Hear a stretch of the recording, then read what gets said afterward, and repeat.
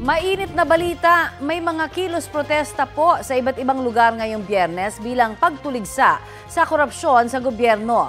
Sa University of the Philippines, Diliman, sabay-sabay na nag-walk out mula sa kanilang mga gusali ang mga estudyante para magkilos protesta. Bit-bit nila ang ilang placard na may mensahe ng pagkondena sa korupsyon at iba't ibang issue. May nakatakda ring kilos protesta ang mga estudyante sa UP Manila. Pati sa harap ng Senado, may mga nag-rally rin bilang bahagi ng Black Friday protests. Ang panawagan nila, ilantad at panagutin ang mga sangkot na opisyal at contractors sa maanumalya umanong flood control projects. Ang iba pang detalye ng balitang yan, ihahatid namin maya-maya.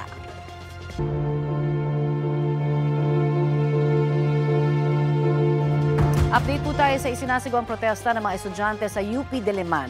At may ulat on the spot si JP Soriano. JP? Connie, magandang hapon. Nag-uumpisa na nga ang university-wide Black Friday protest dito sa University of the Philippines Diliman sa Quezon City. At sa mga oras na ito, Connie, sarado na ang isang bahagi ng UP Oval o yung UP Ikot na tinatawag dahil napuno na halos ng mga kabataan ang harapan ng pamako dito sa UP kung saan ho na nagdadaos nga ng kilos protesta.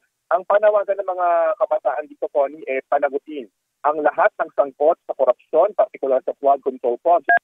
Wala daw dapat piliin kamag-anak man ng pinakamataas na leader ng bansa, mga senador man, at kung sino-sino pang opisyal at pati nga sa mga budget na nakuha dapat daw ibalik. Yan nga ang panawagan ng mga mag-aaral dito sa UP Diliman para sa kanilang Black Friday protest. Kagabi, Connie, naglabas ng pahayag si UP President Angelo Jimenez na sa gitna ng isiniwalat na korupsyon sa gobyerno, hindi raw dapat maging neutral.